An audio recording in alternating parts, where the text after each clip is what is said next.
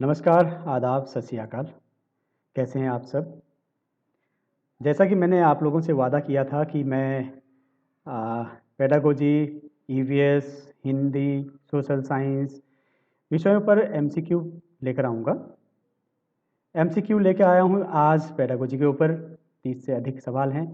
मुझे लगा कि आप लोगों को इससे ज़्यादा फ़ायदा होगा क्योंकि परीक्षा में भी जो है वो ऑब्जेक्टिव क्वेश्चन आते हैं। तो ये आपको लगातार रिपीट होते रहेंगे।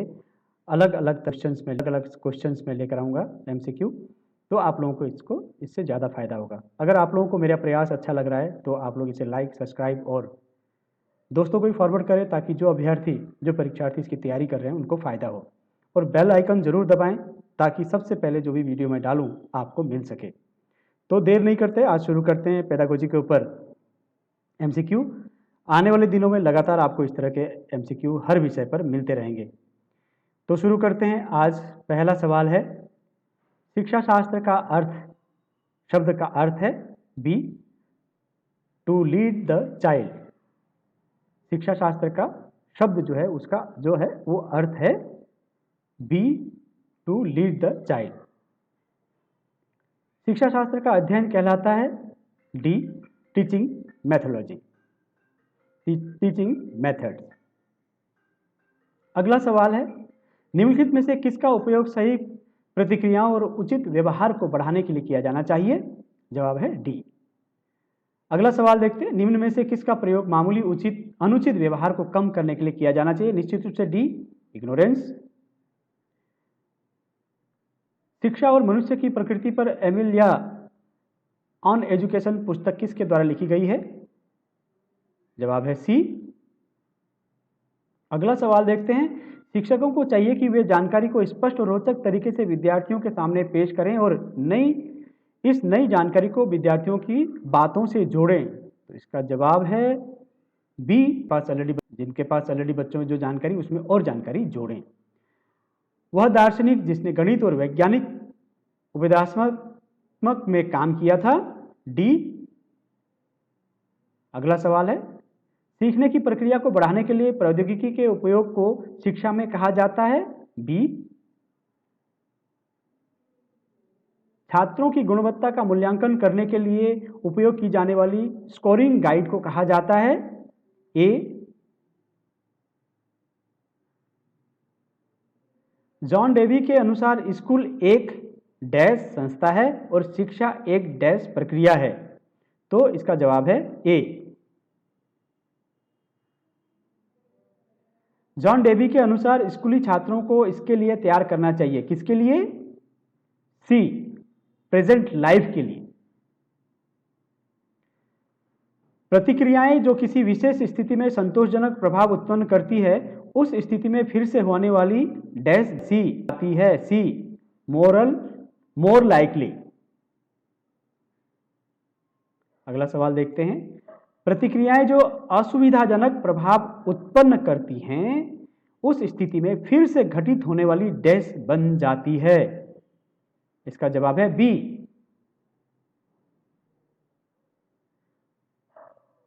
रोस्यो के अनुसार किस उम्र में व्यक्ति विपरीत लिंग के साथी के लिए तैयार होता है? जवाब है बी, 16 वर्ष। याद रखने, समस्या समाधान और निर्णय लेने सहित विचार प्रक्रियाओं के निर्माण से संबंधित अध्ययन के क्षेत्र को कहा जाता है।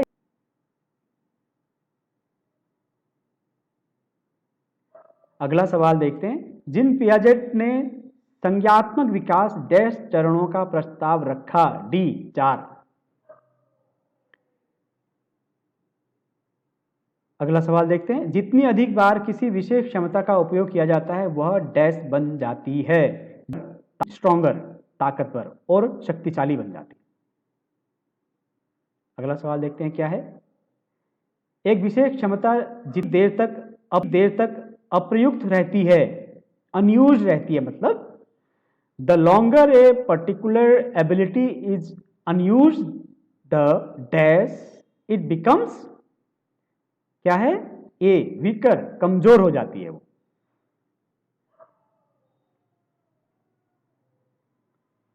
आप अपने मस्तिष्क के अधिक भागों का उपयोग करते हैं, उतनी ही अधिक संभावना है कि आप डैश प्राप्त करते हैं।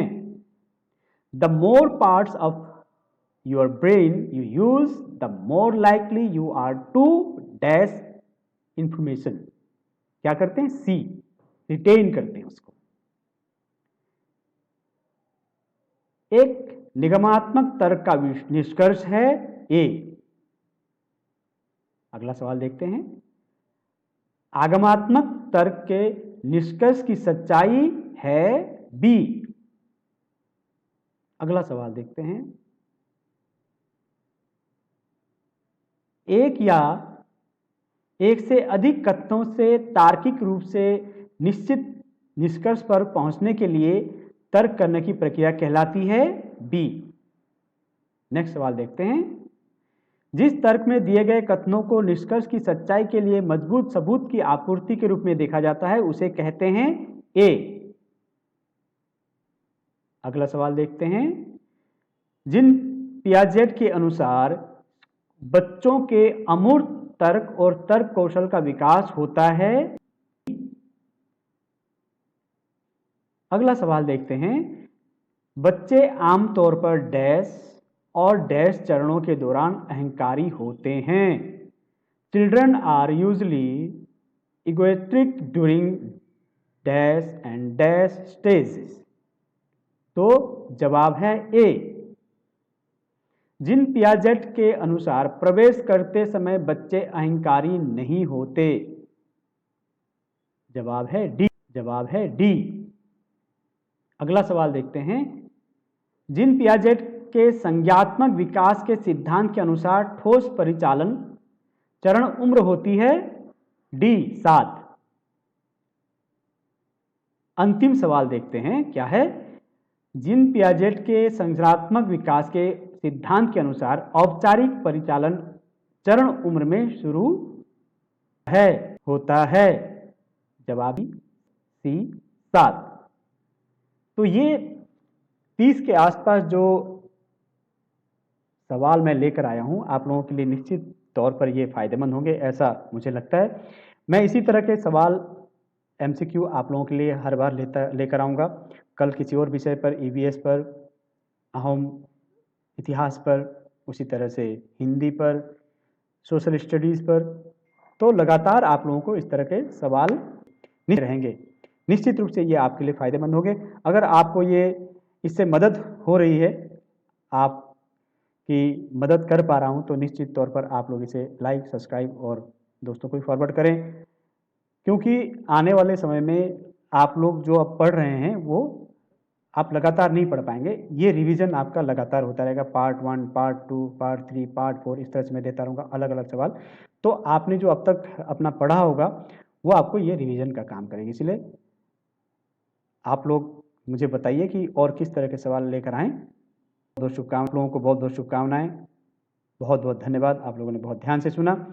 इसे लाइक, सब्सक्राइब और फॉरवर्ड करते रहिएगा ताकि दूसरे दोस्तों को भी इसका लाभ मिले। और साथ ही बेल आइकन जरूर दबाएं ताकि सबसे वीडियो मिल सके। बहुत बहुत शुभकामनाएं। बहुत बहुत धन्यवाद।